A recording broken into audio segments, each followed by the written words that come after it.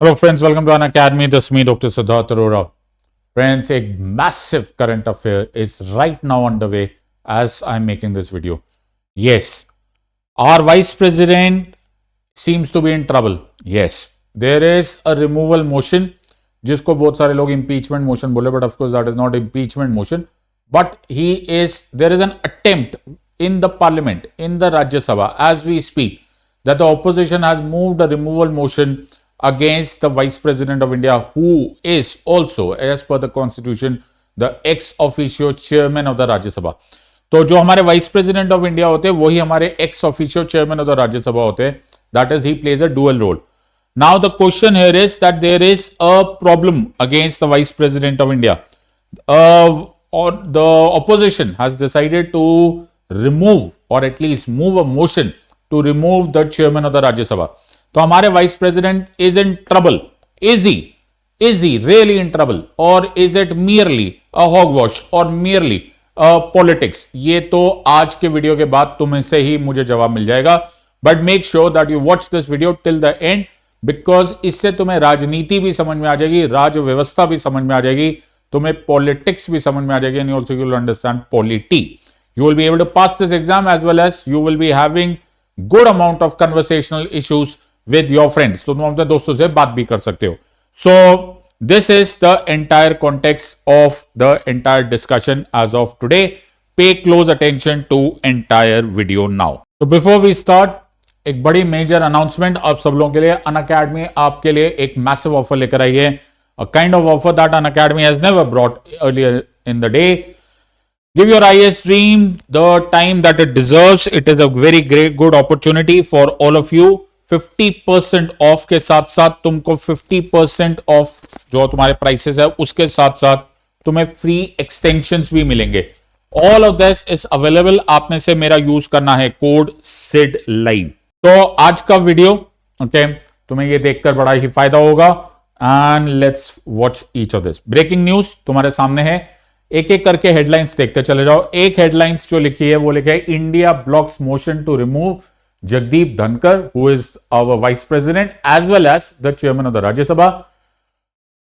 वहां पर जो लिखा हुआ है वो वर्ड्स जरा ध्यान से देखो. वहां लिखा है साइलेंस्ड ऑपोजिशन डीलेजिटिमाइज डिसेंट. ये शब्द पता होने बड़े जरूरी है. मैं टाइम पास एजुकेटर हूं नहीं तो मैं टाइम पास बातें करूंगा नहीं. इसका मतलब क्या है? See chairman of the Rajya Sabha होने के नाते जो भी चेयरमैन ऑफ द राज्यसभा होगा उसका काम होता है to run the house in the truest spirit of democracy. In other words कि जिसको जो अपनी बात रखने का मौका है, जो बोलना है, उसे बोलने दिया जाए. अगर ऐसा नहीं होगा तो हम ये बात मान सकते हैं कि the chairman of the Rajya Sabha is not doing his job well. This is what the opposition seems to believe and seems to be convinced enough to move a removal motion against the chairman of the Rajya Sabha. वो कह रहे हैं कि silence opposition. In other words कि जी जगदीप धनखड़ साहब as the chairman of the Rajya Sabha विपक्ष को अपनी बात रखने का मौका नहीं दे रहे और उन्होंने डीलेजिटिमाइज कर दिया डिसेंट. डिसेंट मतलब अपनी बात इस तरह से बोलना कि सरकार के खिलाफ हो. वो बोले कि जब भी ऑपोजिशन, उनका ऐसा कहना है कि विपक्ष जब भी बोले कि जब भी हम कुछ बोलते हैं तो हमारे खिलाफ किसी ना किसी तरह की डिसिप्लिनरी प्रोसीडिंग्स कर दी जाती है, कभी हमें डिस्क्वालीफाई कर दिया जाता है. And that is why we don't have any confidence in the chairman of the Rajya Sabha.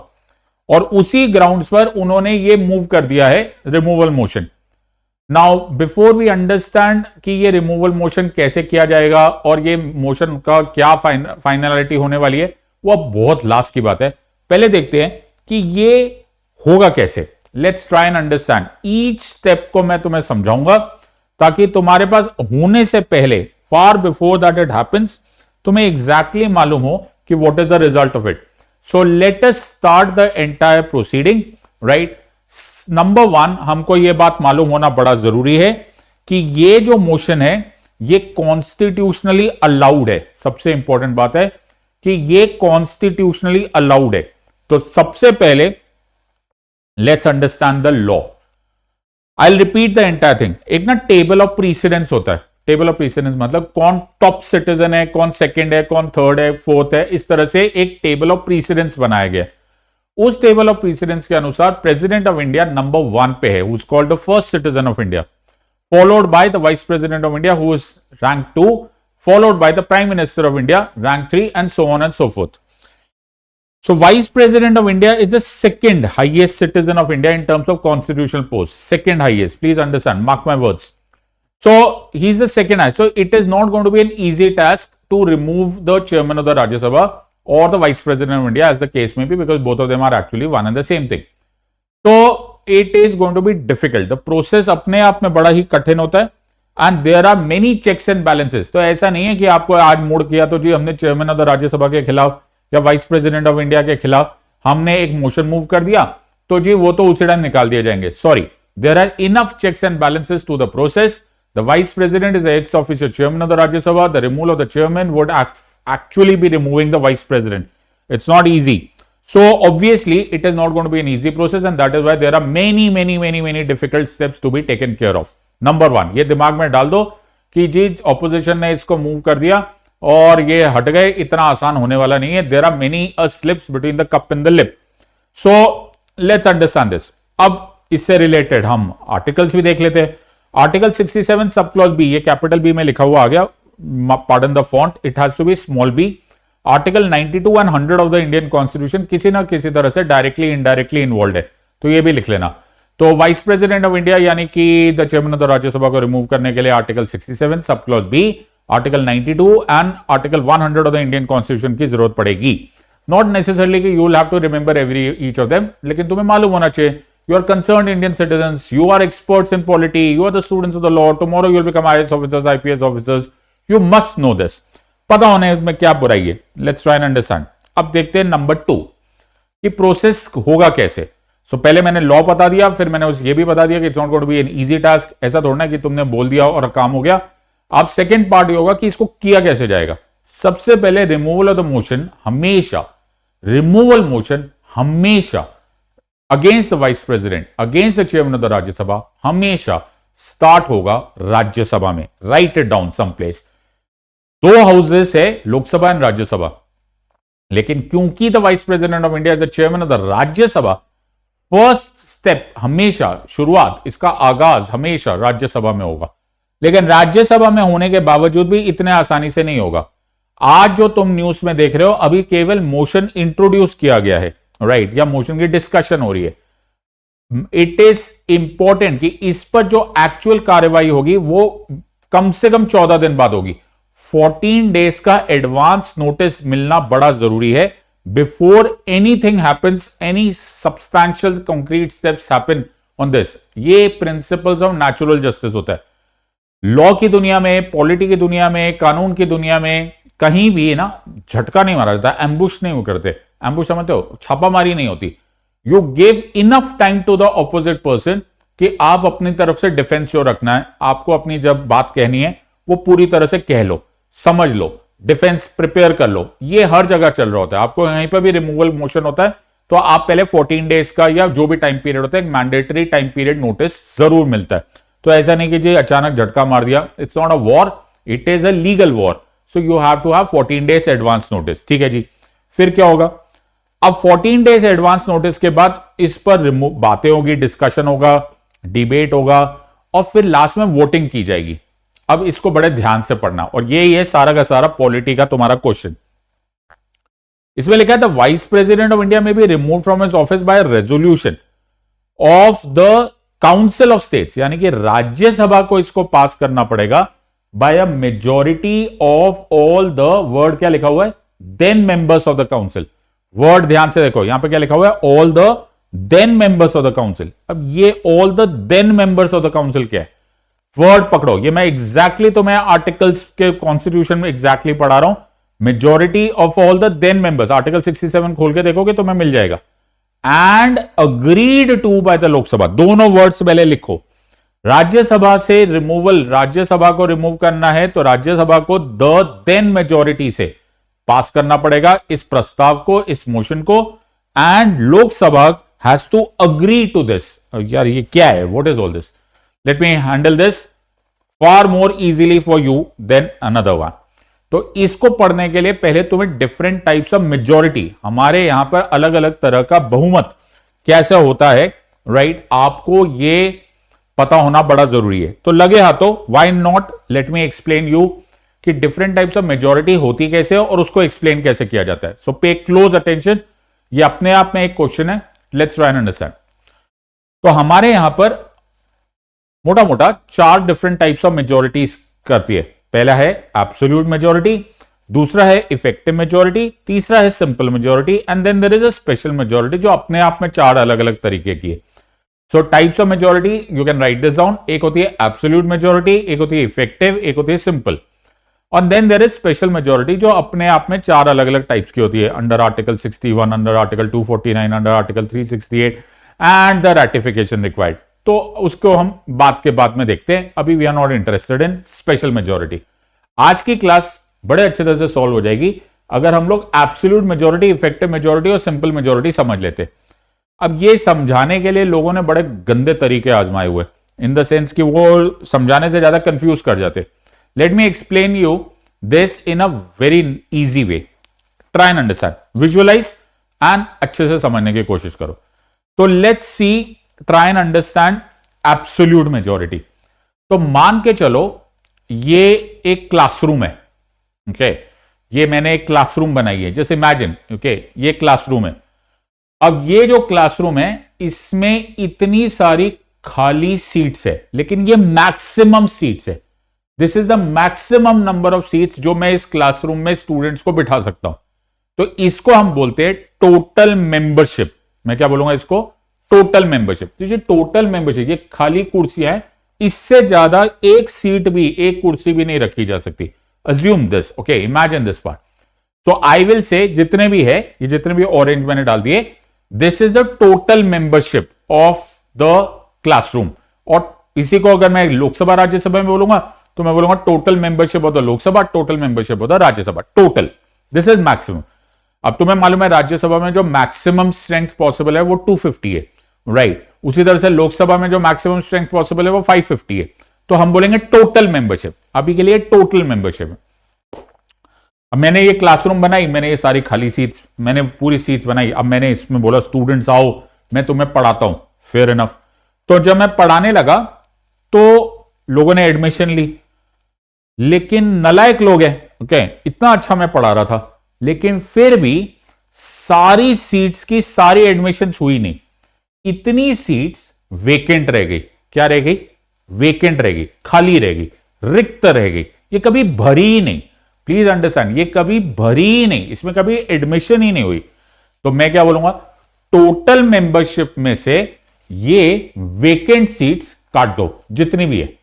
तो टोटल मेंबरशिप में से वेकेंट सीट्स काटोगे तो जो रह जाएगी उसको बोलेंगे इफेक्टिव मेंबरशिप. वर्ड समझ में आया? Total membership minus vacant seats will be called as effective membership. Now seat आगे चलाते जा रहे थे. अब जिस दिन क्लास थी, जिस दिन एक्चुअली मैंने क्लास कंडक्ट की, आज मैं पढ़ा रहा था, उस दिन ये जितने लोग हैं ना, ये जितने लोग हैं जिनको मैंने बताया, ये नालायक लोग मूवी देखने चले गए. ये एब्सेंट थे. मेक श्योर तुम्हें वर्ड समझ में आ रहा है. ये अनुपस्थित थे, वेकेंट नहीं, अनुपस्थित थे. राइट, वेकेंट तो थे ही थे, जो अनुपस्थित थे, दे वर एब्सेंट टुडे. तो जितने बच गए मैं उनको बोलूंगा they were present and attending the class. उसी तरह से मैं इससे को लोकसभा राज्यसभा में बोल सकता हूं कि दे वर प्रेजेंट एंड वोटिंग. तो अभी हमारे पास 3 हो गए. So let's recap. पहला क्या है? एब्सोल्यूट स्ट्रेंथ, टोटल मेंबरशिप, जितने हो सकते हैं, मैक्सिमम जितने हो सकते हैं, वो है टोटल मेंबरशिप. Fair enough. फिर है टोटल मेंबरशिप में से वेकेंट, जो कभी भरे ही नहीं, वो सीट्स कभी भरी ही नहीं, तो वो क्या हो गई? वो हो गई इफेक्टिव स्ट्रेंथ. और वो जो आज एब्सेंट है उनको हटा दो, तो जो बच गए वो है प्रेजेंट. तो वर्ड वेकेंट और वर्ड एब्सेंट में से फर्क तुम्हें पता चलना चाहिए. Now getting back to the topic. अगर मैं एब्सोल्यूट मेजॉरिटी को 50% +1 कर दूं, आधे +1, देन उसको बोला जाएगा एब्सोल्यूट मेजॉरिटी. जितना भी नंबर होगा, 200 होगा तो 200 डिवाइडेड बाय 2 +1, तो वो हो जाएगा 101. वो हो जाएगा एब्सोल्यूट मेजॉरिटी. अगर मैं इफेक्टिव मेजॉरिटी को या इफेक्टिव स्ट्रेंथ को 50% +1 कर दूं, then it will become effective majority. और अगर मैं जितने प्रेजेंट है उनको डिवाइडेड बाय 50 या उनको डिवाइडेड बाय 2 प्लस 1 कर दूं तो I will get a number जिसको बोला जाएगा सिंपल मेजोरिटी। सो 3 मेजोरिटी हो गई, absolute majority, total membership divided by 2 plus 1, effective majority total plus the effective strength divided by 2 plus 1, simple majority present and voting divided by 2 plus 1। अब मेरे ख्याल से इससे ज्यादा सिंपल समझाया नहीं जा सकता। इसी इफेक्टिव मेजोरिटी को द देन मेजोरिटी बोला जाता है। क्या बोला जाता है? इसी इफेक्टिव मेजोरिटी को द देन मेजोरिटी बोला जाता है। So now you understand, majority of all the then members of the council is actually effective majority. So this is all the then members. तो राज्यसभा को अगर ये रेजोल्यूशन पास करना है तो राज्यसभा को ये रेजोल्यूशन पास करना है by effective majority, the then majority. I hope मैं तुम्हें समझा पाया हूं। लेकिन सर लाइन तो कुछ और भी लिखी हुई है, उसमें लिखा है agreed to by the house of people. ये अग्रीड का मतलब क्या हुआ? अग्रीड का मतलब हो गया सिंपल मेजोरिटी। सो जब हम लोग सिंपल मेजोरिटी वर्ड यूज करते हैं तो हम वर्ड यूज करते हैं अग्रीड, यानी कि दोनों हाउसेस को पास करना है। राज्यसभा को पहले स्टार्ट करना है और उसको इफेक्टिव मेजोरिटी से पास करना है। एक बार राज्यसभा ने पास कर दिया, उसके बाद ये मोशन जाएगा पास होने के बाद लोकसभा। लोकसभा अग्री होना चाहिए, अग्री का मतलब सिंपल मेजोरिटी से पास करना चाहिए, तब जाकर the chairman of the Rajya Sabha या the vice president of India remove होंगे। तो अगर तुम नोटिस करोगे तो इफेक्टिव मेजोरिटी कहां यूज किया जाता है?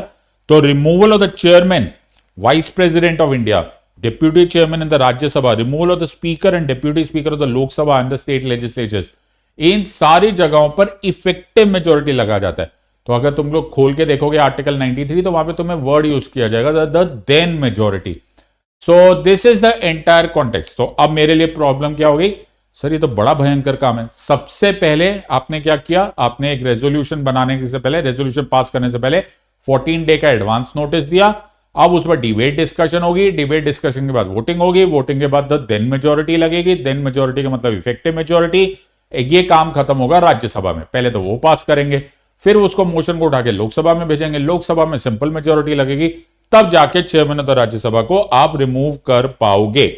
ऐसा होता है सिंपल मेजोरिटी। तो ये तुमने कई बार सिंपल मेजोरिटी देखा होगा। तो सिंपल मेजोरिटी किसके नंबर्स आ रहे?